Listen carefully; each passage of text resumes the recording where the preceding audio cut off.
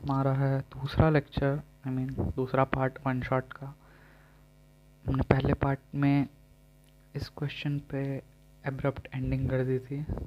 गलती से एंड हो गया था actually, but I made it seem intentional. तो दूसरा पार्ट स्टार्ट करते हैं। आज हम बहुत ही important JEE Mains relevant part cover करेंगे, जो इक्विवेलेंट रेजिस्टेंस के मल्टीपल क्वेश्चंस आते हैं, गैल्वेनोमीटर के, वोल्ट मीटर, एमीटर वगैरह वगैरह के क्वेश्चंस आज हम कवर करने वाले हैं। तो शुरू करते हैं। तो जैसे कि मैंने आपको इस सवाल के थ्रू बताया था कि जिस क्रॉस सेक्शन से करंट पास करता है, हम सिर्फ उसी क्रॉस सेक्शन एरिया को, लाइक जैसे ये क्यूब है, क्यूबॉइड मान लेते हैं फॉर अ सेकेंड, क्यूबॉइड। तो जो ये वाला क्रॉस सेक्शन एरिया, सिर्फ हमें इससे मतलब है कि इस एरिया, ये वाला एरिया क्या है, ये एरिया क्या है, डज नॉट मैटर, ये area does not matter, only this area matters. ये क्वेश्चंस में काम आते हैं, मल्टीपल क्वेश्चंस बनते हैं इस पे कि मैं आपको दिखाऊंगा एक दो। तो जैसे कि एक सवाल है कि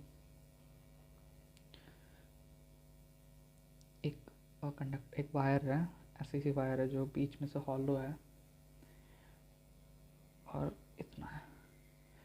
तो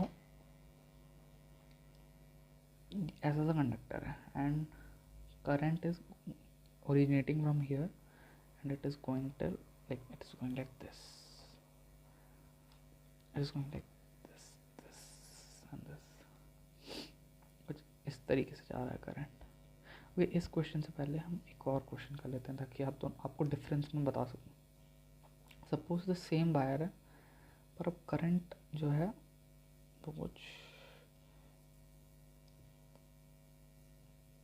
इस प्रकार सा जा रहा है। तो यहाँ पे हम जो क्रॉस सेक्शनल एरिया निकालेंगे वो ये होगा। This is the cross sectional area we are interested in. तो और आपको इसका रो दे दिया है, आपको इसकी लेंथ एल बता दी है, तो आप आर इक्विवेलेंट जो बताएंगे वो हम बताएंगे rho L by the cross sectional area, which is should obviously भी ये बड़ा वाला सर्कल माइनस ये छोटा वाला सर्कल, तो पाई बी स्क्वायर माइनस पाई ए स्क्वायर। क्लियर हो गया होगा आपको। अब इस क्वेश्चन और अगले वाले क्वेश्चन में फ़र्क इतना है कि पहले वाले क्वेश्चन में करंट कुछ इस प्रकार सा जा रहा था, कुछ इस डायरेक्शन में, अंदर की तरफ या बाहर की तरफ, whatever, but it was perpendicular to the cross sectional area of the conductor. But इस केस में अंदर से बाहर की तरफ करंट ओरिजिनेट कर रहा है। तो इस केस में क्या हम करेंगे, हम एक्स पे जाके डी एक्स विड्थ का एलिमेंट ले लेंगे। Let's take that element. तो ये डी एक्स विड्थ का एलिमेंट ले लिया है मैंने, और एक्स पे जाके मैंने डी एक्स विड्थ का एलिमेंट ले लिया। तो यहाँ पे डी आर लिखेंगे, तो rho length of conductor D X, क्योंकि जो करंट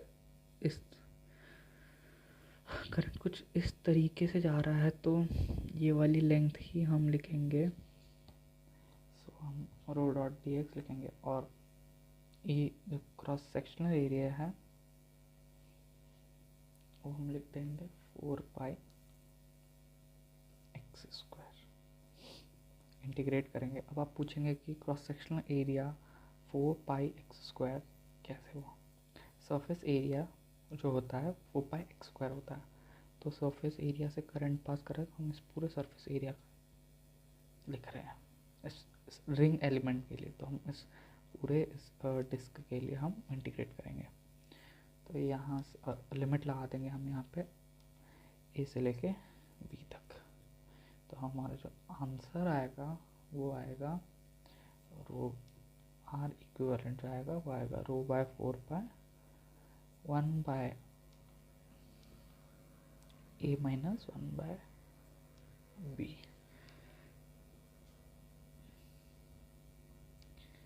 ये आएगा आंसर।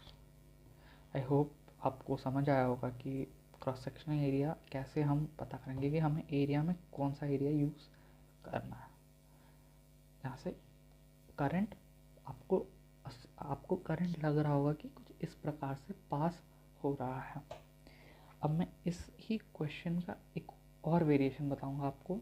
आपने देखा कि यहाँ एक देखा आपने परपेंडिकुलर वाला, एक आपने देखा कि जो स्मॉलर क्रॉस सेक्शन से लार्जर क्रॉस सेक्शन में करंट फ्लो कर रहा है। अब एक तीसरा वेरिएशन भी है इसी सेम सवाल का, तो वो ये है कि यहाँ पे जो सिलेंड्रिकल हमने लिया था कुछ इस प्रकार से, स्ट्रेट लाइन बना देता हूँ ताकि आपको सही लगे। ओके, तो ये कुछ इस प्रकार से, तो करंट अब इस तरीके से कुछ फ्लो करेगा, कुछ इस तरीके से। तो इन सब सवालों में आपको क्या करना है ना, जब भी आपको सॉलिड से कुछ चीज़ें दी हो ना, आपको हमेशा स्मॉलेस्ट एलिमेंट जो है वो कुछ हॉलो सा लेना चाहिए। तो हम इस केस में जो हॉलो एलिमेंट लेंगे वो हम लेंगे हॉलो सिलेंडर। ठीक, हॉलो सिलेंडर लेंगे हम।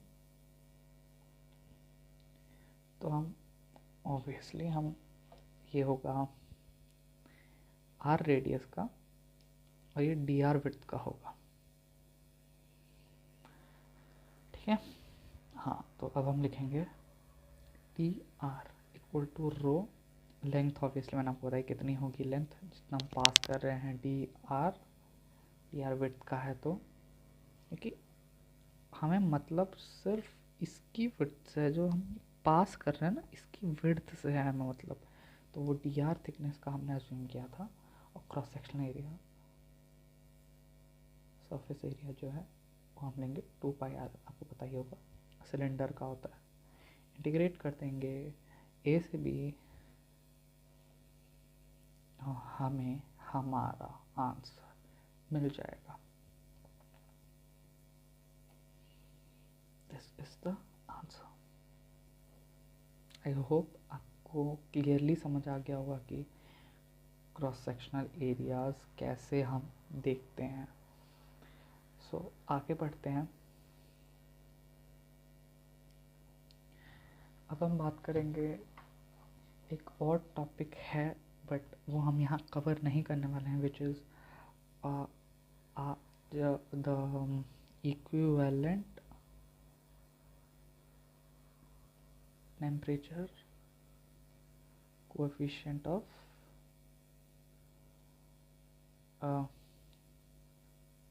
Resistance combinations. तो ये हम नहीं कवर करने वाला, तो मैं लिख देता हूँ, अगर किसी को भी रेफ़र करना हो तो ये हम नहीं कवर करने वाले हैं, because this is not relevant for JEE mains and we should not waste time at this topic at this point. अब आगे आते हैं, अब आते हैं इम्पॉर्टेंट चीज़ों पे जो बहुत ही इम्पॉर्टेंट है, लाइक ये are very very very important.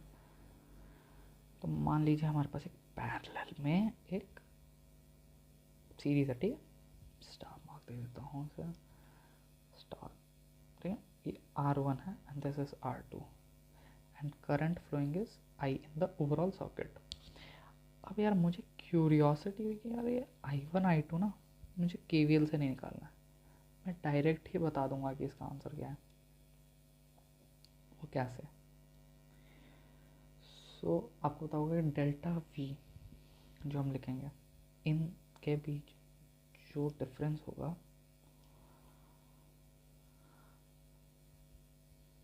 I1 R1 equal to I2 R2 equal to delta V। मैंने आपको ऊपर बताया था कि पैरेलल में वोल्टेज सेम होता है, ऑलराइट। और I1 plus I2 is equal to I, यहाँ पे हम ये सब्स्टिट्यूट करने वाले हैं, यहाँ से हम I1 लिख देंगे I2 R2 बाय R1, फिर हम इसको यहाँ पे सब्स्टिट्यूट करेंगे, तो यहाँ हमें आंसर आएगा, I2 कॉमन ले लेंगे, 1 plus R2 by R1 equal to I. So I2 comes out to be this, and similarly I1 is I R1 plus R2. This is super super super important, क्योंकि इससे आपका इतना time बच जाता है कि पूछो मत। This saves you a lot of time. आप बैठ के कैलकुलेट करोगे, इससे इमीडिएटली आ जाता है। ये तो मैंने आपको एक सिंपल सा एक रेजिस्टेंस कॉम्बिनेशन बना के दिखा दिया। कॉम्प्लेक्स सवालों में this is very very useful. आगे चलते हैं। सो यहाँ से वो ऑब्वियसली अगर आपको अभी तक नहीं दिख रहा है तो I1 बाय I2, सॉरी यहाँ पे R2 हो जाएगा, I1 बाय, ओके बहुत गलती कर दी है, इज R2 बाय R1। तो I is inversely proportional to resistance and it is obviously कि रेजिस्टेंस बढ़ेगा, तो करंट के फ्लो को रेजिस्ट करता है, इसीलिए it is called resistance. The parameter to show how much conductor resist a particular voltage का करंट होगा। यस, तो ये हमें पता लग चुका है, ये भी हमने निकाल लिया। आगे बढ़ते हैं। कुछ सवाल करते हैं KVL से रिलेटेड। तो एक सवाल ले लेते हैं KVL KCL का, ताकि जस्ट टू नो कि कैसे सवाल करते हैं। मेंस में भी ऐसे काफ़ी सारे सवाल आते हैं, तो मेक श्योर कि आप पूरा देखें कि कैसे सॉल्व कर रहा हूँ मैं। आप पूछोगे कहाँ से पढ़ाता हूँ मैं, तो मेरे पास नोट्स हैं, तो मैं उन नोट्स को रेफ़र करके ही आपको कोई 100% करेक्ट इन्फॉर्मेशन मैं क्रॉस चेक करके ही बता रहा हूँ। तो आप निश्चिंत रहे कि मैं सही ही बता रहा हूँ, कुछ गलत नहीं बता रहा आपको। So 1 ohm, 4 ohm and 3 ohm is the question. Obviously we have to find current. तो मैं मान लूँगा, अस्यूमिंग कि इसकी पोलैरिटी ज़्यादा लग रही है मुझे, तो मैं इसको ज़्यादा मान लूँगा और मैं करंट का फ्लो कुछ इस तरीके से दिखा दूँगा। यहाँ पे I1 मान लेते हैं, I माइनस I1, और यहाँ पे I1 मान लेते हैं। अब हम लगाएंगे KVL। मैंने आपको बताया था लूप बनाने हैं, लूप बनाएंगे यहाँ से यहाँ, नेगेटिव से पॉजिटिव +5 लिखेंगे, आगे चलेंगे -1, यहाँ से वोल्टेज ड्रॉप होगा करंट के डायरेक्शन में, -1 बाय I लिखेंगे, यहाँ से पॉजिटिव से नेगेटिव जा रहे हैं तो वोल्टेज में ड्रॉप होगा। और यहाँ पे 2 ओम है, तो यहाँ पे भी करंट की डायरेक्शन में जा रहा है तो वोल्टेज ड्रॉप। ये अज्यूमिंग है, अगर बाय चांस करंट नेगेटिव आता है, इसका मतलब ये है कि हमने डायरेक्शन गलत मानी है। सो आपको कोई टेंशन नहीं लेनी है। आप तो बोलोगे यार करंट तो स्केलर क्वांटिटी है, नेगेटिव कैसे आ रहा है? नेगेटिव इसलिए आ रहा है क्योंकि हमने यहाँ पे करंट की डायरेक्शन गलत मानी है। So this is the first equation. मैं सिंप्लीफाई कर लेता हूँ, तो हमें सॉल्व भी करना है यहाँ पे। तो यहाँ पे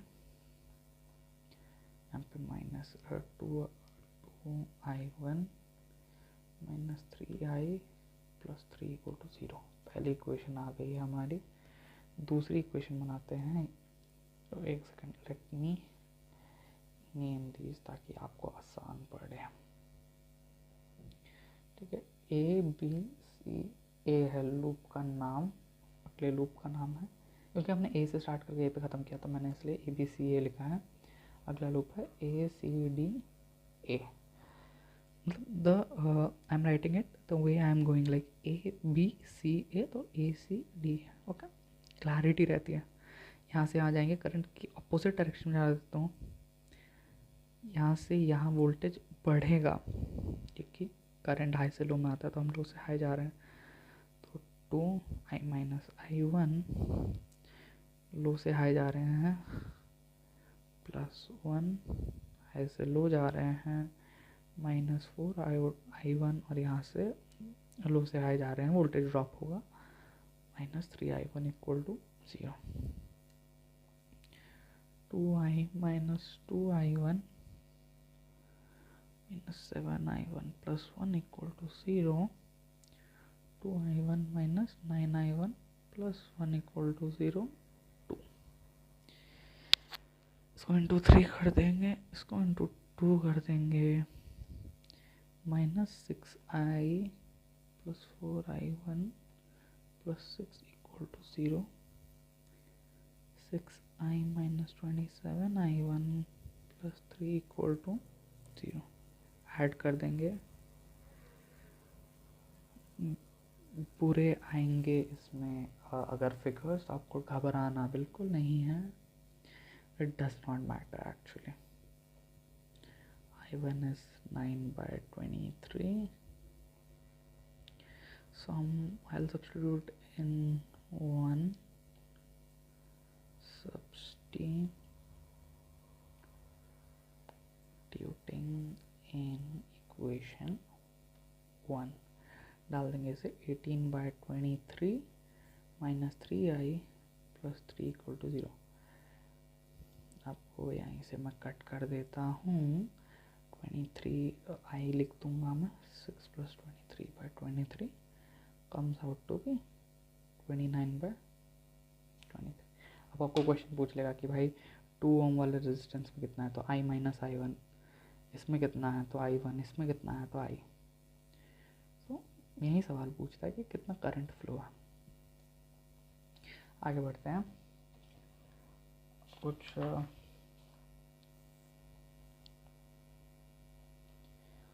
KCL के सवाल करने को देख रहा हूँ मैं। तो okay, important again, steps for KCL, how to apply KCL, because it is a bit more complicated than KVL कि आप डायरेक्ट एक लूप ही मान लो। इसमें बस थोड़ी सी कॉम्प्लिकेशन है और कुछ नहीं।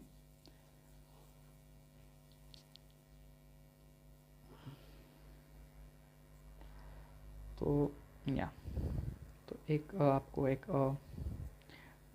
डेमो सर्किट टाइप्स दिखा देता हूँ, जिसमें आपको बताऊंगा कि कैसे लगाएंगे हम KCL।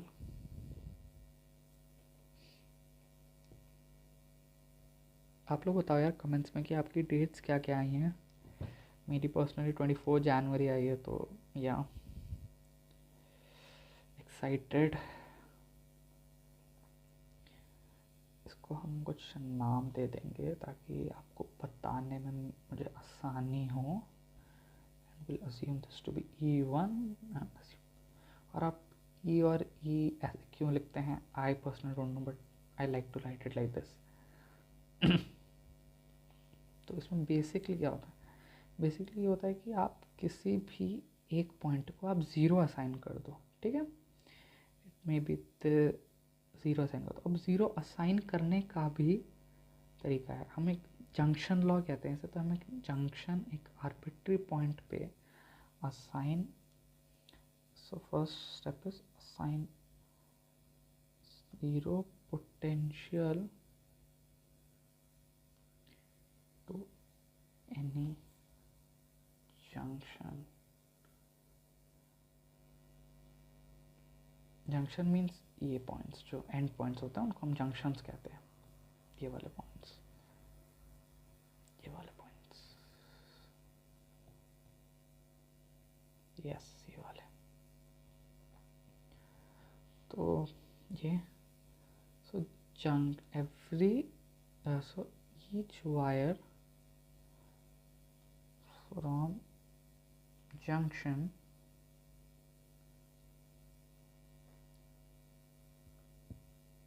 should have a resistance। Okay, तो अब हम देखेंगे कौन से पे लगा सकते हैं, कौन से पे नहीं। इसलिए मैंने आपको इतने सारे पॉइंट बताया ताकि आपको एग्जाम में कौन से पॉइंट को ऐसा जंक्शन चूज करना है कर सकते हैं। और KCL से बहुत ही जल्दी सवाल सॉल्व होते हैं, आई एम टेलिंग यू। तो जैसे आप A पॉइंट को देखते हैं, इस वायर में कोई रेजिस्टेंस नहीं है, इस वायर में भी यहाँ आने के बाद रेजिस्टेंस है। तो एक वायर में रेजिस्टेंस नहीं है, this goes off. Same for B, यहाँ पे कोई रेजिस्टेंस नहीं है, दिस गोज आउट। आपको ये नहीं बता, आप फिर बताओगे यार यहाँ पे इधर से इधर से इधर जाने का तो है ही रेजिस्टेंस, नहीं ऐसा नहीं देखना है, जंक्शन का लेफ्ट साइड और इमीडिएट राइट साइड में देखना है। जैसे सी है, इमीडिएट स्ट्रेट में भी है, इमीडिएट लेफ्ट में भी है, इमीडिएट राइट में भी है। डी में यहाँ पे है और यहाँ पे ईएमएफ आ जा रहा है, तो assuming to be non ideal, तो यहाँ पे कुछ कुछ रेजिस्टेंस तो होगा ही, तो इसको भी हम लेंगे, इसको भी हम ले सकते हैं। Either it should have a resistance और a battery to support it, like a battery, because usually batteries have resistance। तो ये हो गया। E में भी E के इमीडिएट डाउन साइड में एक बैटरी आ रही है और रेजिस्टेंस है। F एक बैटरी है, यहाँ पे बैटरी है, यहाँ पे रेजिस्टेंस है। तो आप बोलोगे यार आइडियली मुझे किसको जंक्शन मानना चाहिए। आइडियली मैं आपको बताता हूँ। पहले तो ये सारे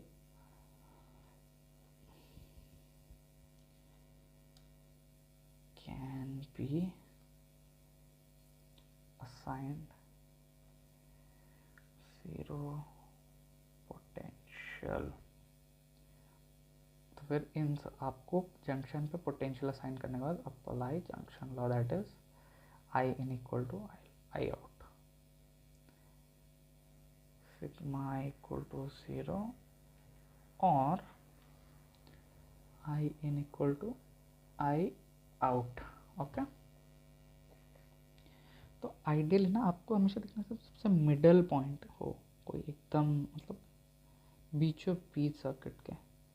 सो either you should appoint zero potential to F और C to easily solve the question. Here I will be assigning zero potential to F. Okay,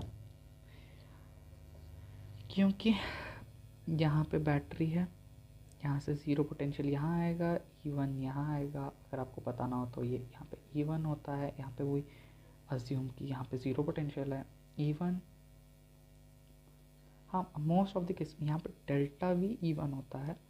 it is not obviously necessary कि यहाँ पे ज़ीरो ही हो, but we assume this to be zero and this to be E1। alright, ये E1 अब यहाँ से यहाँ आएंगे तो we don't know कि ये रेजिस्टेंस क्या है, यहाँ पर ड्रॉप क्या होगा या ड्रॉप होगा कि भी नहीं। तो हम इसको इस जंक्शन को हम मान लेंगे X, इस जंक्शन। अब इस जंक्शन में भी दिस एंड दिस हम इसको y मान लेंगे। ऑब्वियसली वी कांट, ज़ीरो हम सिर्फ एक ही को देंगे। आप बोलोगे यार इसमें भी ज़ीरो लिख दो, नहीं, ज़ीरो हम सिर्फ एक ही को देंगे और ऑब्वियसली एक सर्किट में दो ज़ीरो तो नहीं होंगे, इट्स ऑब्वियस।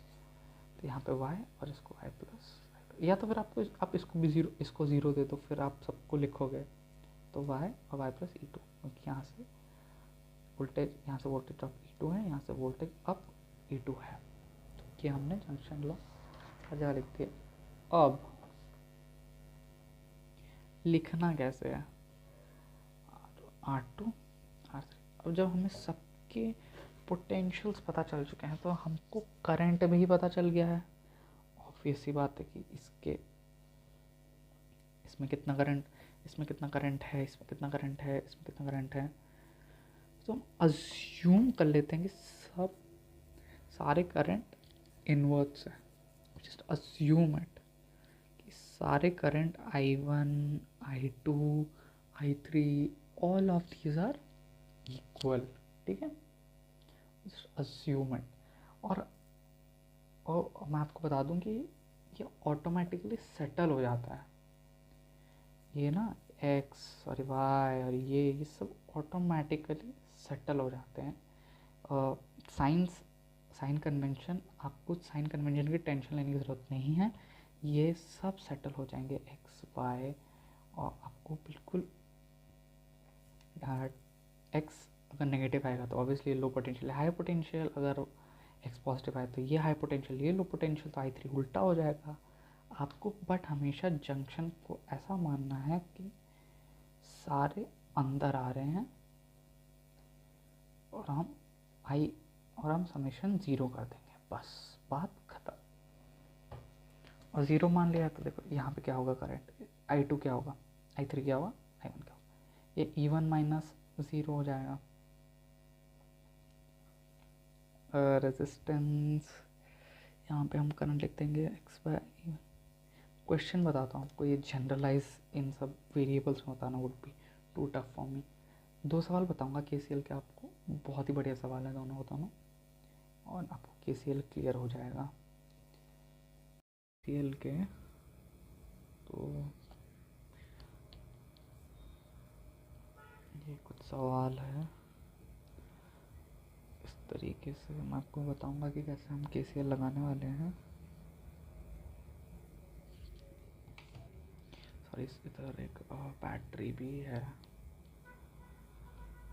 और कुछ इस प्रकार से। तो हम यहाँ जंक्शन में इस पॉइंट को मान रहा हूँ 0 वोल्ट। अच्छा, मैं आपको बता देता हूँ कि इधर क्या क्या दिया है। ये 1 ओम है, ये 10 वोल्ट है, ये 2 ओम है, ये 3 ओम है और ये 30 वोल्ट है। इसको मैं x मान ले रहा हूँ। तो ये x वोल्टेज है इसके क्रॉस, मतलब पता ही लग रहा आपको। और ये 5 वोल्ट है, तो इसको हमने 0 मान लिया है, तो इसके क्रॉस पोटेंशियल ड्रॉप 5 होगा, तो -5 यहाँ। कलर चेंज कर लेता हूँ, ये 0, ये -5, ये x है, ये 10 है, ये है 0, ये है 30। और अज्यूम कर लेंगे कि I1, I2 और I3। आप इस जंक्शन पे भी मान सकते हो कि इसमें ऐसे आ रहे हैं, बट मैं इस जंक्शन में मान रहा हूँ। तो अब सिग्मा I इक्वल टू 0 कर देंगे, I1 plus I2 plus I3 को 0 कर देंगे। तो high potential minus low potential by resistance. फिर इसका भी सेम, ये हाई रेजिस्टेंस माना है, ये लो रेजिस्टेंस है, तो कि sorry, this is high voltage is low voltage, कि हाई से लो ही करंट फ्लो करता है। Sorry, I fumbled it. तो 30 minus x by 1 minus plus minus I2 लिख देते हैं पहले, I3 से पहले। हाई से लो, हाई से low, 10 minus x by 2 plus -5 minus x by 3 equal to 0। ऐसे कैलकुलेट कर लेते हैं, एलसीएम 6 होगा तो 6 180 minus 6x plus 30 minus 3x minus 10 minus 2x equal to 0। 200 हो जाएगा ये, और minus 11x equal to 0। 11x equal to 11। और फिर आपको करंट पूछ लेगा तो आप बता सकते हैं कि, तो हम इसकी जगह लिख देंगे ये, और this would approximately be something about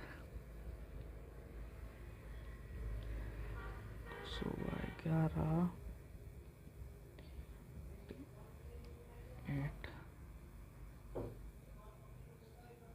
18.19 के आसपास हो। तो यानी तो जैसे यहाँ पे यहाँ का असम्पशन गलत हो गया कि, तो यहाँ से I3 ऐसे जाएगा, यहाँ पे भी असम्पशन गलत हो गया क्योंकि दिस इज़ हायर, ये सही है। तो एक्चुअल मैं आपको डायग्राम, सर्किट डायग्राम में बता के दिखा देता हूँ कि हमारे असम्पशंस के अगेंस्ट कहाँ पे डायरेक्शंस होंगे करंट के।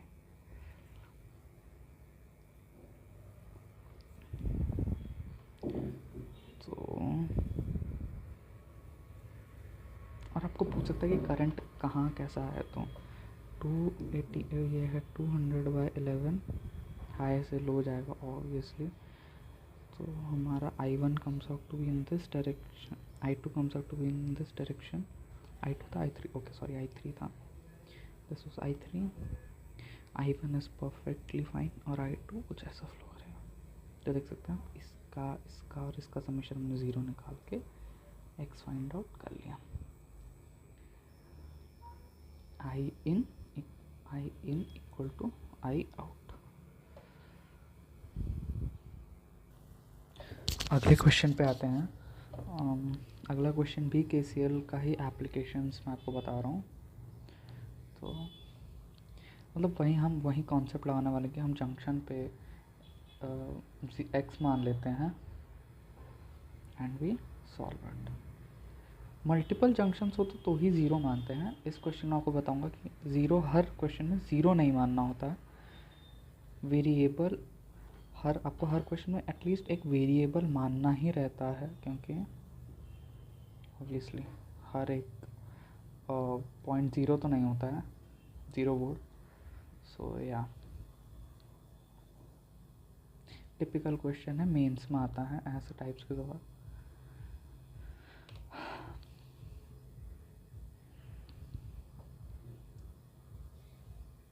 10 volt minus 10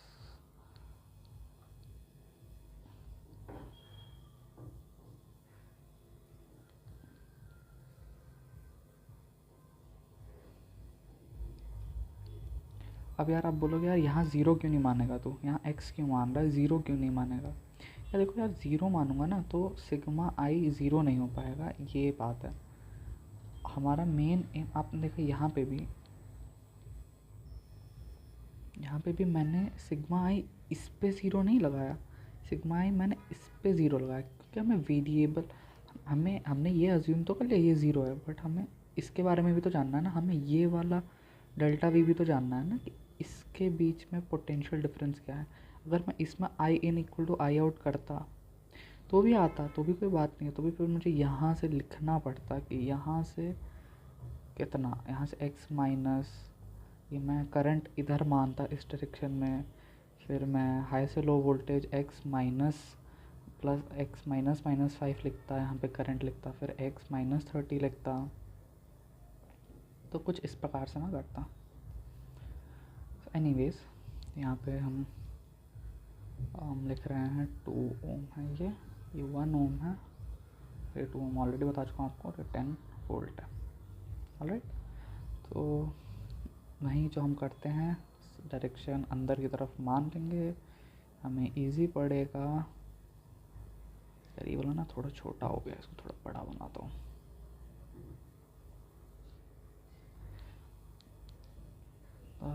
volt, here goes I3 and this is 2 ohm।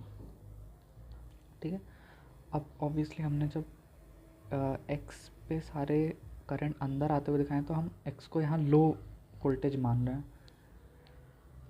यहाँ पे लिख देंगे कि यहाँ पे कितना हुआ है, 50 लोगों से हाई +2 फिर -5, तो 47 वोल्ट।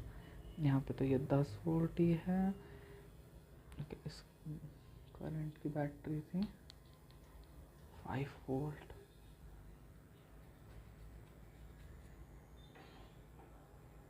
यहाँ ये x है, यहाँ से हम उठेंगे तो x माइनस 5 होगा, x है ना, और यहाँ से हाई से लो पोटेंशियल में जा रहे हैं तो ड्रॉप होगा वोल्ट, यहाँ से लो से हाई आ रहे हैं तो -30 वोल्ट। अब हम करंट लिख देंगे, अप्लाइंग KCL, I1 प्लस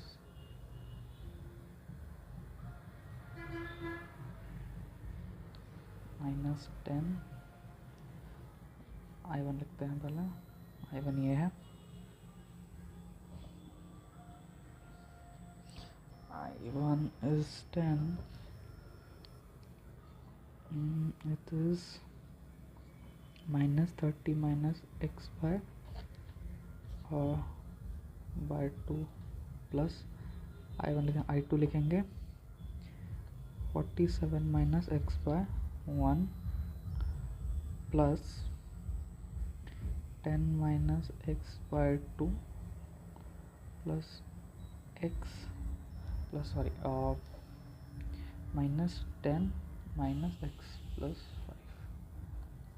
5, ये जो ये वाला है I4 एंड इसका 1 ओम है, थोड़ा नीचे रख लेता हूँ, 1 है and this comes out equal. तो यहाँ से हम x निकाल लेंगे, कैलकुलेट नहीं कर रहा हूँ बट आप निकाल लीजिएगा, और फिर I1 I2 I3 और I4 निकल आएगा अकॉर्डिंगली कि x किससे क्या बड़ा आता है। तो अगर सपोज x 47 वोल्ट से ज़्यादा आ जाता है, इससे ज़्यादा आ जाता है तो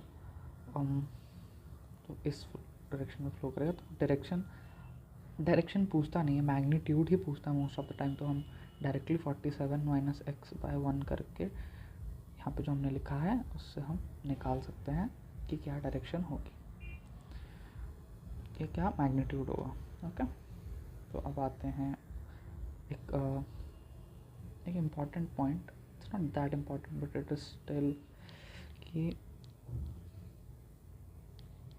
जब ऐसा कोई दो इंडिविजुअल सर्किट्स हों आपके पास, ठीक है, ये कुछ जब आपके पास ऐसे हो सर्किट्स, तो अगर कोई वायर ऐसी जोड़ी हो ना यार, जब तो इंडिविजुअल सर्किट्स आपको दिखे, तो इसमें ना करंट ज़ीरो होता है, ठीक है। कोई डेरिवेशन नहीं है, ये मुझे देखा तो मैंने सोचा आपको बता दूँ, एक क्वेश्चन में हेल्प कर सकता है, एक शॉर्टकट हो सकता है। अब आते हैं बहुत इम्पॉर्टेंट, ग्रुपिंग ऑफ बैटरीज। तो बहुत से ज़्यादा इम्पॉर्टेंट है, a lot of questions are made from this topic, so you focus on this. आपको 10-15 मिनट्स इसको दूंगा मैं, सीरीज़ कॉम्बिनेशन की बात करता हूँ। इसका मोस्ट इम्पॉर्टेंट वाला part is the parallel combination, mixed one एक आता है, कि वो मैं आपको बताऊँगा आगे, सीरीज़ और पैरेलल का मिक्स। तो सीरीज़ अगर होगा E1 R1 E2 R2 and आगे तक ये EN तक जाएगा, EN RN,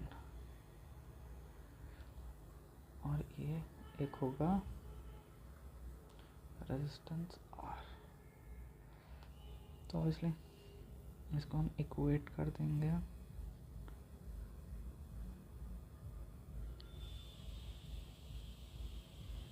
इस प्रकार से, R इक्विवेलेंट A इक्विवेलेंट और R से, and the current in this and this would be equal, तो वहीं से हम डिराइव कर लेंगे।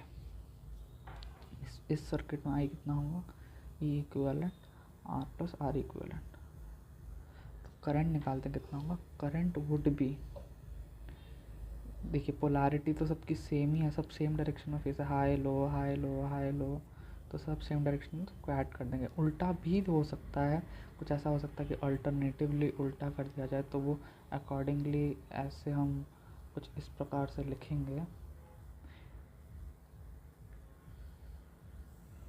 सॉरी मैंने डायरेक्शन गलत मान ली है, ध्यान नहीं दिया था मैंने कि इस तरफ हाई वोल्टेज है। ओके, तो E1 plus E2 plus E3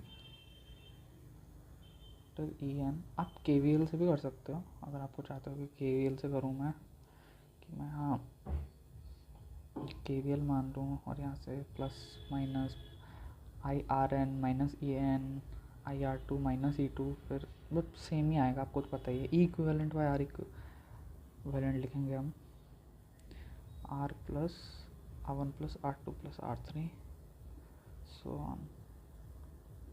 तो E इक्विवेलेंट यहाँ से आ जाएगा E1 plus E2 till EN, और R इक्विवेलेंट आ जाएगा R1 plus R2 plus R3 plus RN तक।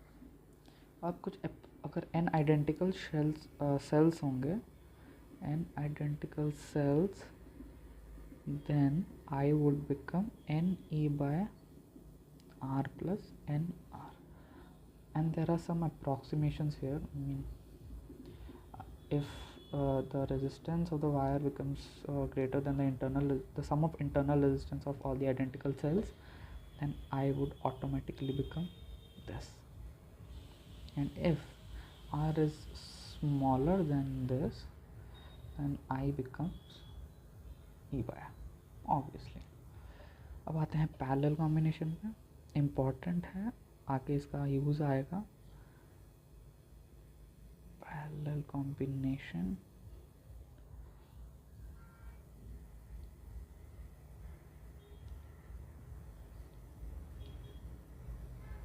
कुछ इस प्रकार से है।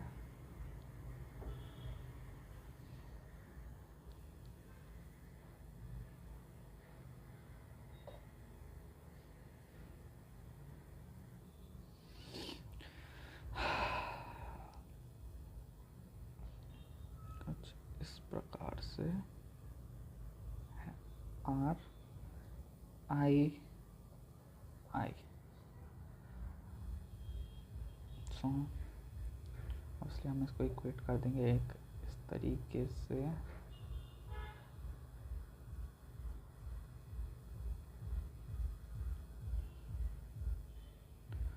करंट कुछ इस तरीके से फ्लो करेगा।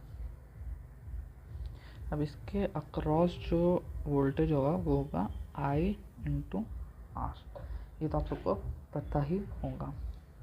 और I जो होगा वो इंडिविजुअल इनका जो करंट फ्लो होगा उसके बराबर होगा। So I would be equal to I1 plus I2 plus I3 and so on, IN तक जाएगा। मैं राइटिंग बार बार उल्टा। So something like this would be there. अब I1 कैसे लिखेंगे वो मैं आपको बता रहा हूँ। वोल्टेज हमें पता है, इसके अक्रॉस ड्रॉप कितना है IR, वोल्टेज ड्रॉप होता है। इन दोनों के बीच का पोटेंशियल डिफरेंस, ये हाई पोटेंशियल है और ये लो पोटेंशियल है, तो हम वहीं लिखेंगे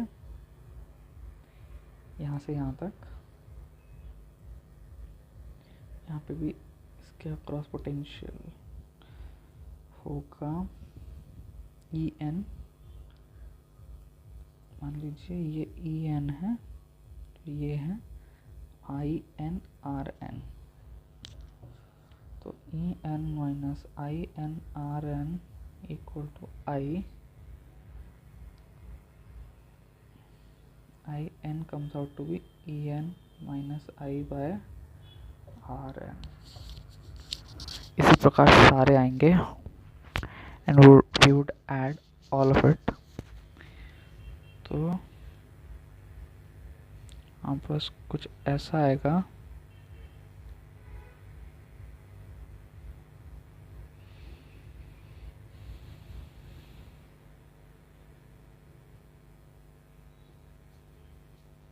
और ये आएगा, I कॉमन ले लेंगे तो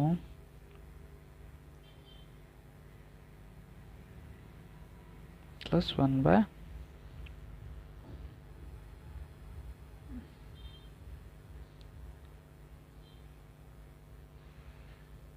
कुछ ये आएगा। यहाँ पे I लिखेंगे, यहाँ से हम I जो निकालेंगे I equal to E equivalent R equivalent plus R। इसी प्रकार से यहाँ पे लिखेंगे I कॉमन ले लूँगा 1 plus R। This is R equivalent if you did not know by now।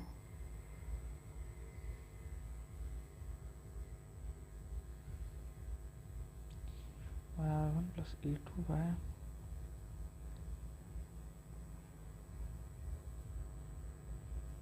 this is 1 by R equivalent, I'm so sorry।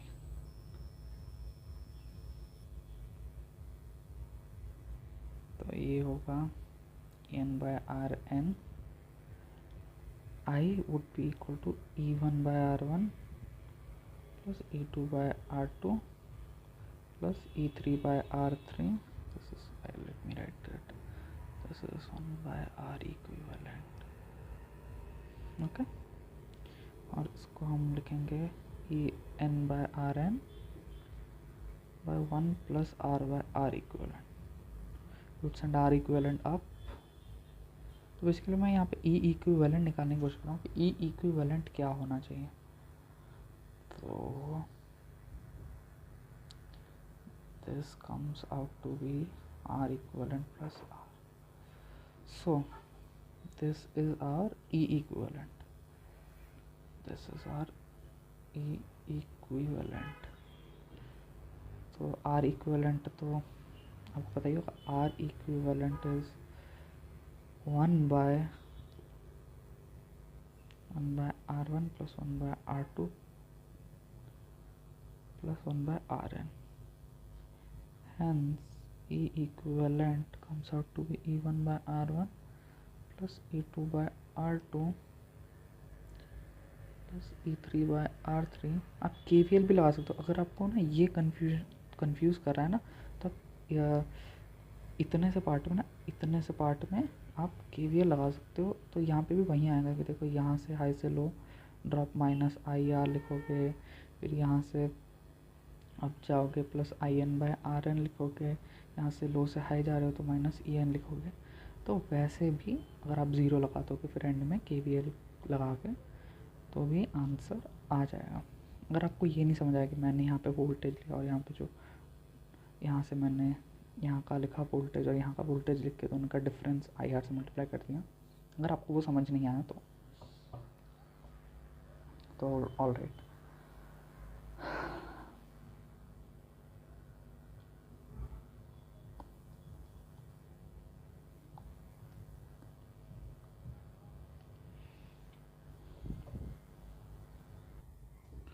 तो plus E3 by E4 by R4 and so on, R equivalent लिख देंगे।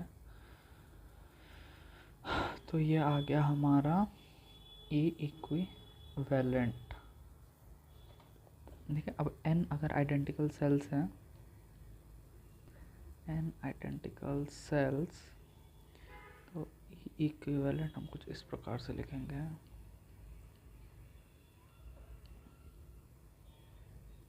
It would be equal to E। आपने देखा होगा यहाँ पे जो series वाले में n इंटू E आया था, तो यहाँ पे खाली E आ रहा है और R इक्विवेलेंट ऑब्वियसली आपको पता है R बाय n हो जाएगा। ठीक है, तो I हम लिखेंगे फॉर आइडेंटिकल सेल्स वाले केस में ही, सेल्स वाले केस में कुछ इस प्रकार।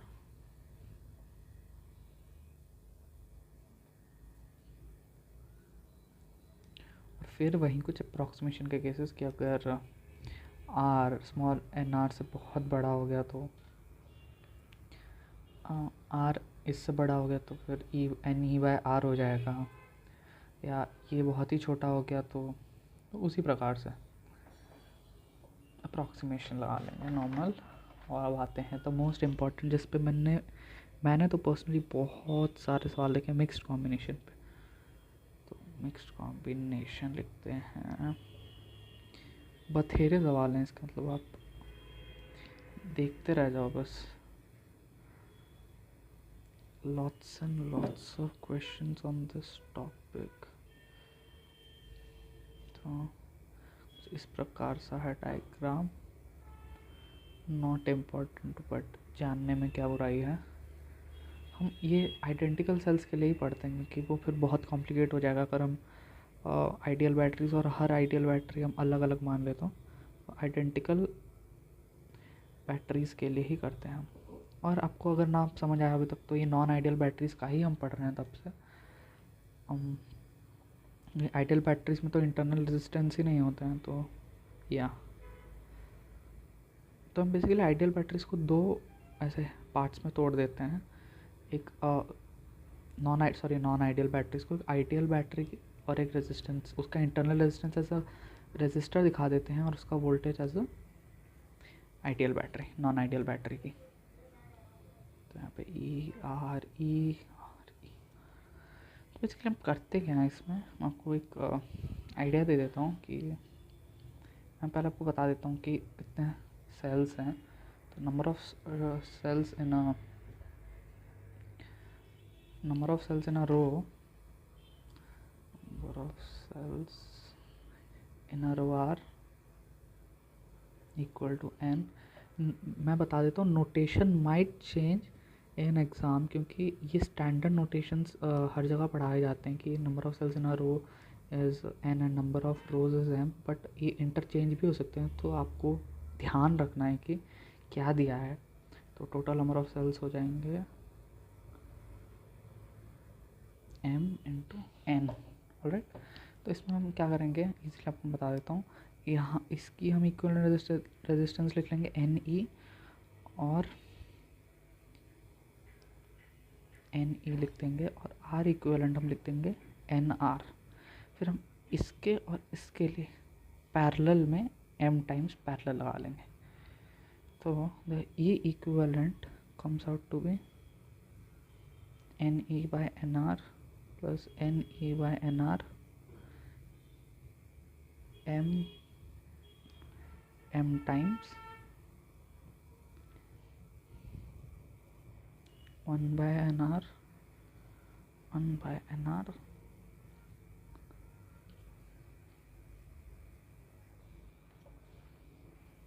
बताता हूँ कैसे, क्या बता रहा हूँ मैं। ये देखिए कुछ इस प्रकार से,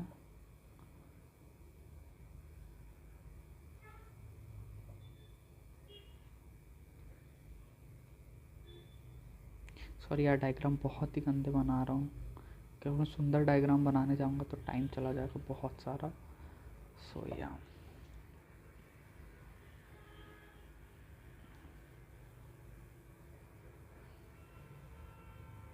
एंड ऑब्वियसली हाई से लो में ही फ्लो करेगा, तो करंट कुछ इस प्रकार ही होगा।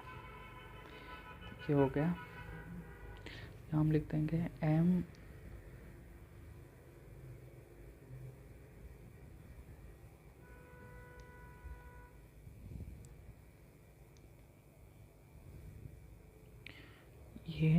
ये कट कर देंगे, answer comes out to be N into ई।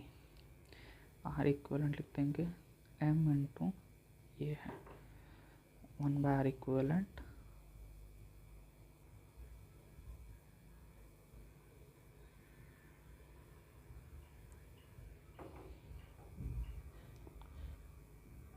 इस प्रकार से। अब हम आई क्या लिखेंगे, आई लिखेंगे E equivalent R equivalent plus capital R जो resistance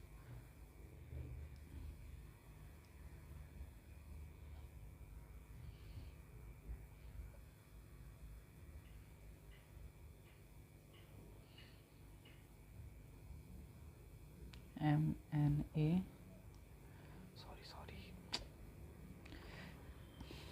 N R plus M into R. ठीक है, अब इसमें क्वेश्चन इतना आसान नहीं पूछता है what is what should be what should be M and N for maximum current, ये पूछता है। तो आई को हम किसी एक वेरिएबल में, हमारे पास यहाँ कितने वेरिएबल हैं, 1 2, तो जो number of cells M N है, रुकिए मैं आपको, ये बेसिकली ये दिया होता है कि नंबर ऑफ सेल्स कितने होते हैं एन। ठीक है, तो यहाँ से हम एक वेरिएबल कम कर देंगे और यहाँ से किसी एक वेरिएबल का लिख के हम यहाँ पे नहीं यहाँ पे सब्स्टिट्यूट कर देते हैं। So let's substitute it, M N is equal to N, मैं एम को सब्स्टिट्यूट करूँगा एन बाय एन से, I as a function of small N लिख लेता हूँ, N by N dot N E N R plus N by N E by R. ठीक है, यहाँ से एन एन कट कर देंगे, N N N E N R by plus N square R. ठीक है, डिफ्रेंशिएट कर देंगे और 0 कर देंगे for I max D I by D N equal to 0। तो डी यू बाई वी वाला रूल लगा लेंगे।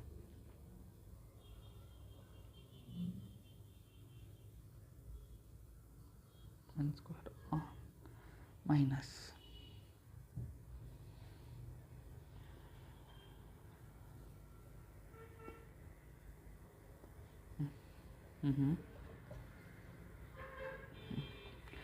Minus U constant two N R plus N square R का होल स्क्वायर। काटेंगे क्या क्या, ऐसे एन एन ई गायब। ऑलराइट, ज़ीरो कर देंगे और फिर two N R equal to N R plus N square R निकालेंगे। तो ऐसे मैं आपको डायरेक्टली बता देता हूँ, हमको सॉल्व करने की ज़रूरत नहीं है। डायरेक्टली यहाँ से रिलेशन आता है, एन हम यहाँ पे फिर सब्स्टिट्यूट कर देंगे।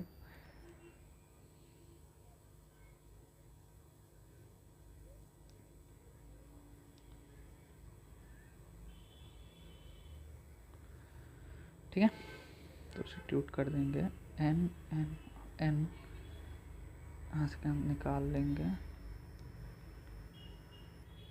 एक सेकंड कुछ गलती हो गई मुझसे। हाँ, यहाँ पे एन स्क्वायर है, तो हाँ, तो ये कटेगा। तो जो फाइनल आंसर आएगा वो ये आएगा। बहुत ही ज़्यादा इम्पॉर्टेंट, मैं कुछ जनरलाइज बता देता हूँ। Number of rows into given resistance equal to number of cells into internal resistance। बहुत ही गंदी handwriting. internal resistance of a cell।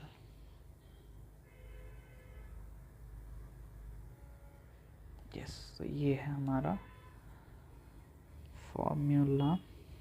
रट सके तो रट लीजिए, और फिर ऑब्वियसली हम ये सब्स्टिट्यूट ही कर देंगे वहाँ पे। तो I max comes out to be N E by two M R और N E by two N R. यहाँ सब्स्टिट्यूट कर देंगे तो आ जाएगा। यहाँ या तो यहाँ सब्स्टिट्यूट कर देंगे, हाँ यहाँ सब्स्टिट्यूट कर देंगे तो आ जाएगा, क्योंकि एम एन तो यहाँ पे, हाँ ये यहाँ पे सब्स्टिट्यूट कर देंगे। जब दोनों इक्वली हो गए हैं तो आ जाएगा। ठीक है, नेक्स्ट कॉन्सेप्ट पे आते हैं, सिमेट्रिसिटी पे। Symmetry resistance combinations।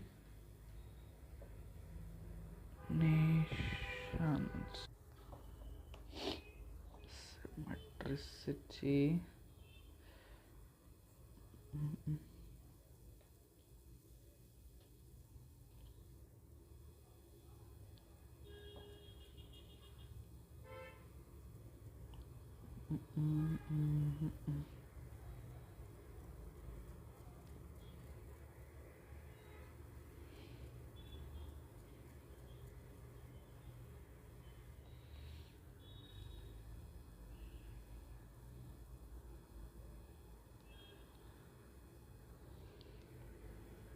इन्फिनिटी तक। ऐसा कोई आपको सवाल दिया हो तो आप इसमें क्या करेंगे? तो हमें पूछा है R equivalent between A and B. तो हम क्या करते हैं ना, हम देखिए जैसे इसमें दिया हुआ है 1 ओम 2 ओम, ओके सॉरी ये नहीं दिया हुआ था, मैं बिट क्लमजी तो गलतियाँ हो जाती हैं।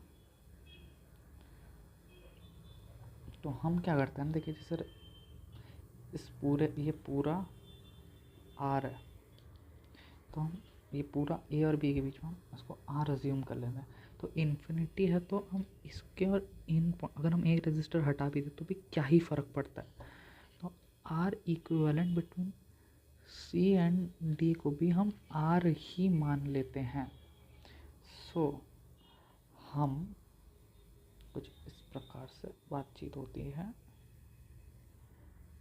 कुछ इस प्रकार से हम something like this and this. यार आप लोग बताओ मुझे हिंदी में करना चाहिए या थोड़ा कूल बनने के लिए इंग्लिश में ही बात करनी चाहिए? Let me know. वैसे मेरी इंग्लिश थोड़ी कमज़ोर है but I can try.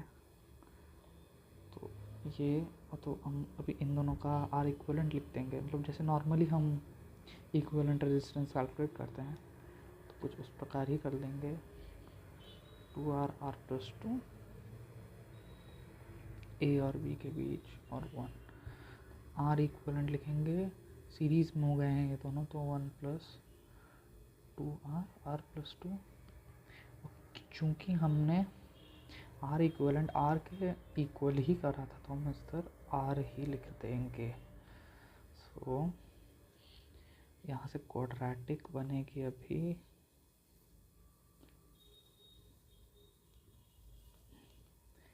3R+2 R² + 2R² -R -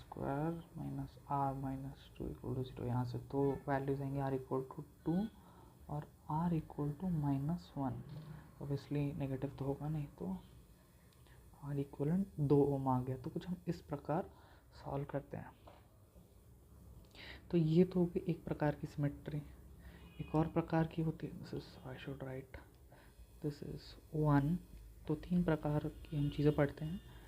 second is something like this, ठीक है। तो कुछ इस प्रकार से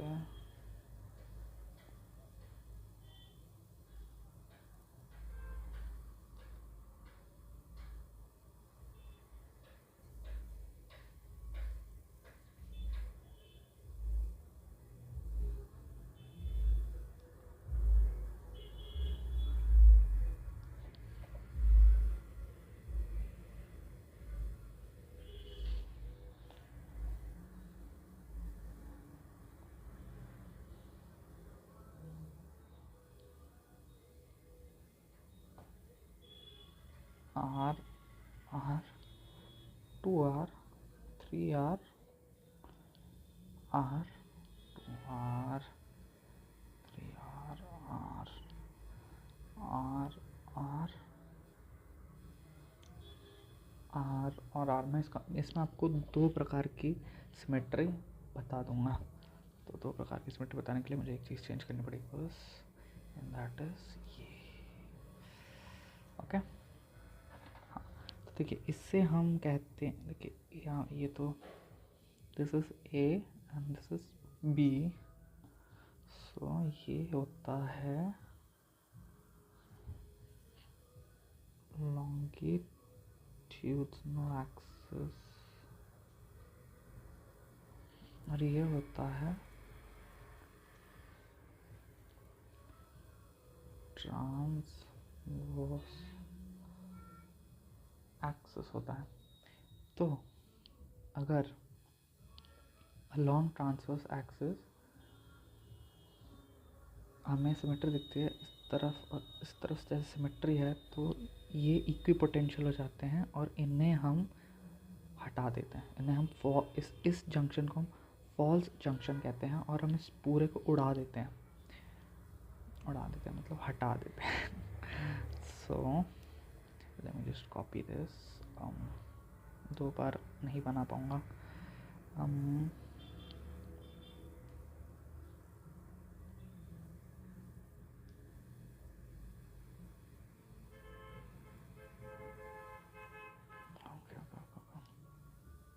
तो हम बस ये हटा देंगे, हटा दिया हमने। ये तो हो गई बात हमने करी ट्रांसवर्स एक्सिस के अलॉन्ग अगर सिमेट्री हो तो। और लॉन्गिट्यूडनल एक्सिस के अलॉन्ग अगर सिमेट्री आ जाए तो क्या करते हैं, हम इसे फोल्ड कर देते हैं, यू नो, इस एक्सिस के अबाउट फोल्ड। देखिए ये इक्वल है, वहाँ पे मैंने 2r यहाँ पे था, मैंने हटा क्यों दिया था, क्योंकि फिर ये सिमेट्रिक नहीं हो पाता लॉन्गिट्यूडनल का। तो इसके अलावा हम फोल्ड कर देंगे, ये और ये पैरेलल हो जाएगा, ये और ये पैरेलल हो जाएगा, ये और ये parallel, and this would become parallel. So finally कुछ इस प्रकार दिखने लगेगा।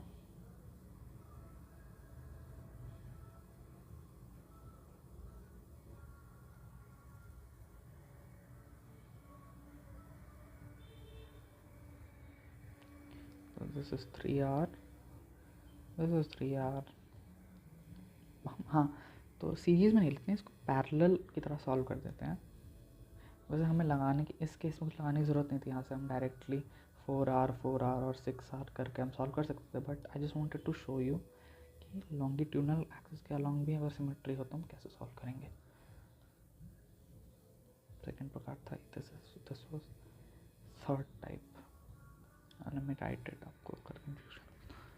दिस इज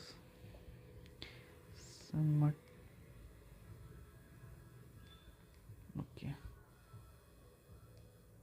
और कलर से बता देता हूँ।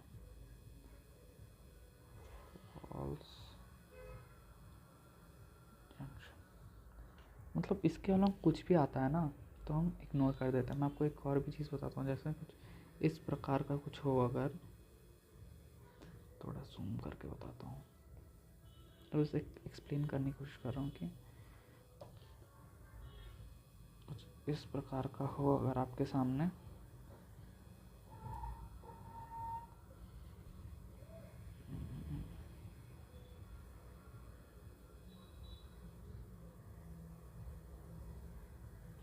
कुछ इस प्रकार, और मैं इसमें सारे हमको सेम मान रहा हूँ, ठीक है।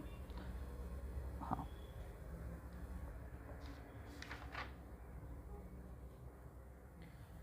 सारे कुछ को सेम मान रहा हूँ। तो जो इस लाइन के अलॉन्ग होंगे ना, सिर्फ उन्हीं को हटाना है आपको। जैसे इसमें जब मैं ट्रांसवर्स एक्सिस खींचता हूँ, this is the transverse axis, तो आपको ये वाले रेजिस्टेंस नहीं हटाने हैं, because they are not in line with this. उसमें इन लाइन थे तो हमने हटा दिया, हम सिर्फ इस जंक्शन को हटा देंगे। मैं आपको बताता हूँ इसमें हमने क्यों हटाया था। देखिए ये वाला जंक्शन, ये वाला जंक्शन, और फिर ये वाला जंक्शन। कलर बदल देता हूँ, थोड़ा सा दिख नहीं रहा होगा। हाँ देखिए, ये वाला जंक्शन, ये वाला जंक्शन और ये वाला जंक्शन, ये तीनों इक्विपोटेंशियल हो जाते हैं ऑन द ट्रांसवर्स लाइन। तो हमने ये वाला हटा दिया, कलर बहुत तो या तो हमने ये वाला हटा दिया, हमने ये वाला हटा दिया, फॉर दैट रीज़न। बट इस केस में सिर्फ ये ज़ीरो होगा, तो हम सिर्फ इससे ही हटाएंगे। So this will look like this.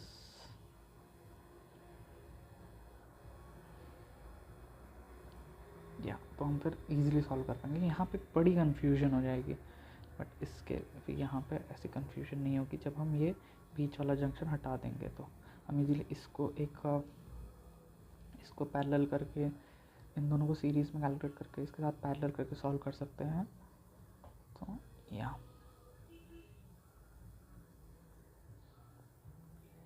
So this how we do it. तो या आज इस वाले लेक्चर के लिए इतना ही। अगले वाले में हम और सिमेट्री के सवाल कुछ देखेंगे, एंड देन हम पोटेंशियोमीटर और मीटर ब्रिज पढ़ के विल क्लोज आउट, और व्हीटस्टोन ब्रिज। Thank you.